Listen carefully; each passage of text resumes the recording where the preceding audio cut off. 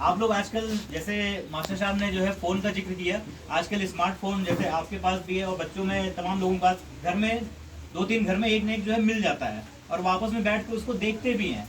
तो इंटरनेट पे पढ़ने लिखने की और तमाम तरह की सामग्रियां ऐसी पड़ी हुई हैं जिनसे आप कोई भी चीज़ जानना चाहो सीख सकते हो और समझ सकते हो। हमारे पास इतने ढेर सारे सामाजिक चेतना के, समाज के धर्म गुरु रहे हैं, ठीक है, समाज को जगाने वाले महापुरुष रहे हैं कि हमें कहीं और जाने की जरूरत ही नहीं है। जैसे कई वर्षों पहले संत शिरोमणि रविदास पीठ के हमारे जिनके नाम पे हमारा ट्रस्ट बना हुआ है, हमारे महाराज जी ने, ठीक है, गांव गांव में जा जाके, हर जगह जा जाके लोगों को सामाजिक चेतना जो है किया, उनके मन को जो है जगाया कि क्या सही है क्या गलत है। आप लोग अंधविश्वास में जो है ना पड़े, जबकि उस समय आपकी पढ़ाई लिखाई का क्या था वो नहीं मतलब है। और अगर आप अपने बच्चों को पढ़ाना लिखाना चाहें, बहुत से लोगों को आपने देखा होगा जिनके माँ बाप पढ़े लिखे नहीं हैं, लेकिन उनके बच्चे जो है पढ़ लिख के मास्टर बन गए हैं, पुलिस में भर्ती हो गए हैं या मिलिट्री में भर्ती हो गए हैं। ऐसा आपने अपने गाँव में भी देखा होगा या आस पड़ोस भी देखा होगा। तो ऐसा जरूरी नहीं कि आप खुद पढ़े लिखे हों, लेकिन आपके अंदर वो इच्छा होनी चाहिए, आपके अंदर वो सामाजिक ज्ञान उत्पन्न करना पड़ेगा। आपको जानना पड़ेगा कि हमें क्या कराना है अपने बच्चों को, क्या नहीं कराना है। अगर आप लोग जो बाकी काम धाम, जैसे महिलाएं हैं बच्चियों को काम धाम जो है सिखाती हैं, ठीक है, या छोटे बच्चे को जो है कुछ भी सिखाया जाता है कि हाँ पानी ऐसे पीते हैं, खाना ऐसे खाते हैं, हाथ ऐसे धोते हैं, तो वैसे ही शिक्षा के मामले में भी आप छोटे बच्चों को स्कूल जो है जरूर भेजें। क्योंकि बाबा साहब के बारे में अगर जो है आप लोग जानते हैं तो उन्होंने 3 ही चीजें आपसे बहुत जोर दे के कही थी कि आप शिक्षित बनो या शिक्षित करो।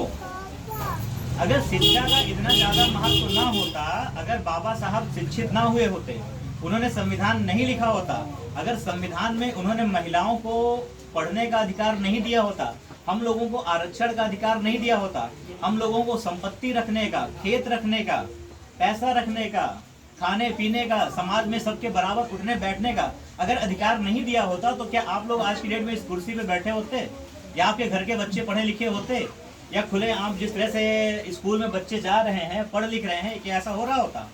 नहीं। तो शिक्षा का महत्व तो आप वहां से समझिए ना कि अगर बाबा साहब नहीं पढ़े होते तो जैसे हमारे समाज में पहले हमको दबाया जाता था, कुचला जाता था, हम लोग क्या करते थे पहले? क्या अगर जो बुजुर्ग बैठे हैं 70 साल पहले, 60 साल पहले, क्या किसी के पास खेती थी? क्या करते थे सब लोग? ज्यादातर दूसरों के यहाँ मजदूरी ही करते थे ना। तो केवल एक आदमी ने शिक्षा ग्रहण की और मेहनत किया, समाज से लड़े, हमारे बोधिसत्व बाबा साहब भीमराव अम्बेडकर जी, और एक आदमी के शिक्षित होने से हमारे समाज में कितना परिवर्तन हुआ, जिन्होंने पूरे भारत देश को बदल दिया एक आदमी के शिक्षित होने से। तो अगर आप लोग सोच लीजिए, आज उस समय तो शिक्षा का अधिकार भी नहीं था।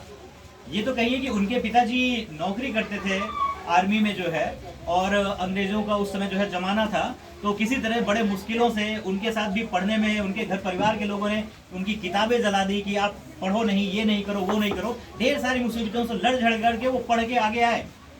एक इंसान, हमारे महापुरुष अगर पढ़ाई के बाद इतना परिवर्तन ला सकते हैं, तो हमारे जो छोटे छोटे बच्चे हैं जो अभी पढ़ाई लिखाई में जो है जा रहे हैं, बच्चियां हैं, बेटा हो या बेटी, उससे कोई फर्क नहीं पड़ता है, ठीक है। अगर ये लोग जो है पढ़ लिख लें तो हमारे समाज का कितना ज्यादा उत्थान हो सकता है, कितना परिवर्तन हो सकता है। आप लोग इस बात को बैठ के जो है सोचिए। देखिए, मंदिर, मस्जिद या इन सब से पूजा अर्चना या उन सब से बहुत ज्यादा हम लोगों को लेना देना नहीं है। नॉर्मली वो रीजन यही है क्योंकि हमारे अंदर अशिक्षा है, हमारे अंदर सामाजिक ज्ञान नहीं है। हम संत शिरोमणि रविदास महाराज को नहीं जानते हैं। आप कड़ा धाम जानते हैं, जिससे भी पूछो शीतला धाम जरूर जानता होगा। वहां पे जाएंगे, पूजा पाठ करेंगे, पैसा चढ़ाएंगे या तमाम तरह की चीजें जो है करेंगे। पूजा पाठ या अर्चना उन सब का एक जो है